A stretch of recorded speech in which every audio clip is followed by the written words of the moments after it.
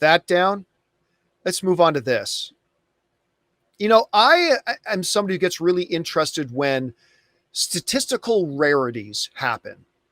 Like when something happens that hasn't happened for a long time, or when you put into perspective, this is a number that we haven't seen since like whatever, like these sorts of things really get to me. And one really big thing that I don't see a lot of people talking about online, we can now say is official.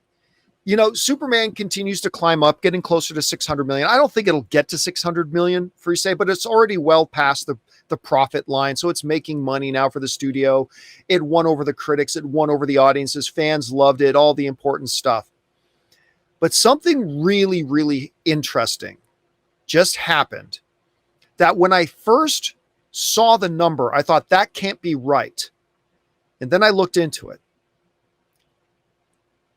This year, 2025, marks the first time in 17 years that a DC movie has been the top comic book movie of the year over Marvel films. Wow. Think about that. First time in 17 years. As we go back to 2009, that it is now Marvel. At the time it was Fox, but it's now Marvel. X-Men Origins Wolverine was the number one comic book box office that year, 373 million. In 2010, Iron Man 2 was the number one film, box office film. Again, Marvel. In 2011, Marvel. In 2012, The Avengers, Marvel. In 2013, Iron Man 3, Marvel. In 2014, we've got Guardians of the Galaxy, Marvel. 2015, Avengers Age of Ultron, Marvel. In 2016, Captain America Civil War, Marvel. In 2017, Spider-Man Homecoming, Marvel, and Sony, by the way. In 2018, Avengers Infinity War, Marvel. 2019, Avengers Endgame at $2.79 billion, Marvel. Now, in 2020, we see here Birds of Prey and the Fabulous Emancipation of One Harley Quinn. And you see I've got a couple of asterisks there. There was no Marvel movie released that year. The one year that a DC film was the top comic book film of the year was a year that isn't counted because there wasn't a competition. There was only Birds of Prey. There was no Marvel film. So there you have it. The one year was the year that Marvel didn't even enter the race. 2021, Spider-Man No Way Home at $1.9 billion, Marvel. 2022, Doctor Strange 2 at $956 million, Marvel. 2023, Guardians of the Galaxy Volume 3, Marvel. And of course, 2024, Deadpool and Wolverine at $1.3. And now today, we can officially call it, in a year that had one DC movie and 3 Marvel movies, in the fabulous Thunderbolts, the not so fabulous Captain America Brave New World, and the wonderful Fantastic Four, the DC movie is going to win the box office rate. No. Granted, Fantastic Four is still in theaters, but it's not going to catch up. At this point, it's not going to get remotely close to Superman. The race is over. We're calling it. It's done. For the first time in 17 years, in a year where both DC had a film in theaters and Marvel, it's the first time that a DC film has come out on top. And it's those types of numbers, Rob, that when I hear about them just kind of make me go, oh my goodness, like what? Really? Because I remember last year somebody asked me if I thought Superman could be the top box office film for comic book films this year. And I said, no. No. I mean, I don't think anything was going to be massive. I didn't think Captain America was going to be massive. I didn't think Thunderbolts was going to be massive. I didn't think Fantastic Four was going to be massive, but I thought they would all do well. And at least Fantastic Four and Captain America, I thought would do better than Superman. Sure. So it's a new little feather in the cap for the folks. James Gunn's first time out, he accomplishes something that hasn't been done in 17 years. Beat Marvel. Not bad. Rob, you see this. What if these numbers are standing out to you, and did hearing this kind of surprise you the way it did me when I was like, 17 years? That can't be right. Anyway, what's your takeaway from this? Yeah, I mean, What's really interesting is how much money Marvel movies were consistently making, even when they were doing Doctor Strange or Captain America, in addition to the Avengers movies. A lot of money was being made there, but we've had a cultural shift. We've had the pandemic. Less people are going to the movies, so it makes sense that the budgets, or the box office is not as high. But, Superman, again, they're coming out of the gate, something very new. They're trying something different. They've got not just this movie, but they've got a whole slate of things that are coming out following it.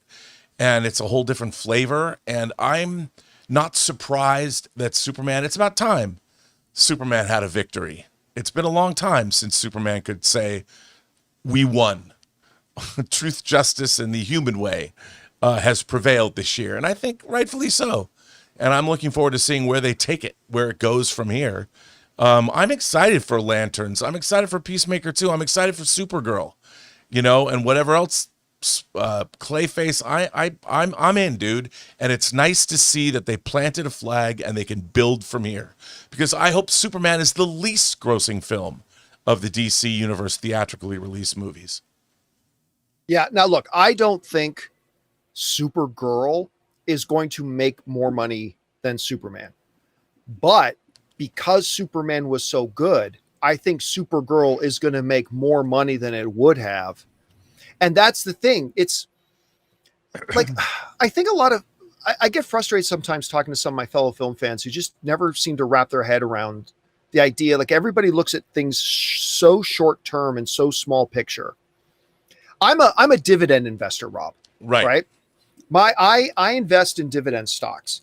So like, I buy into something and maybe it's not flashy, maybe it's not huge, but my $10 turns into $11. Well, now I'm earning interest on $11, and that $11 turns into $12.10. Now I'm earning interest on $12.10. And the further you go down the road, pretty soon, like, you've got hundreds of thousands of dollars because you keep reinvesting. The movie cinematic universe, like DC, is not all that undifferent. They are making investments. Superman comes out and is great. That is going to pay a dividend when Supergirl comes out. Now, I don't think Supergirl is going to be bigger than Superman, but I think it's going to be bigger than it would have been.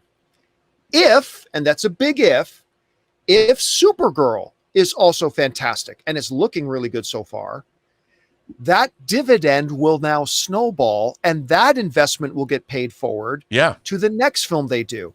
It's not about what movie comes out tomorrow. It's about what movies they have coming out in 3, 4, 5, 6, 7 years, because those are going to be the films that really benefit from all this early investing that they're making in the quality of the stuff they do.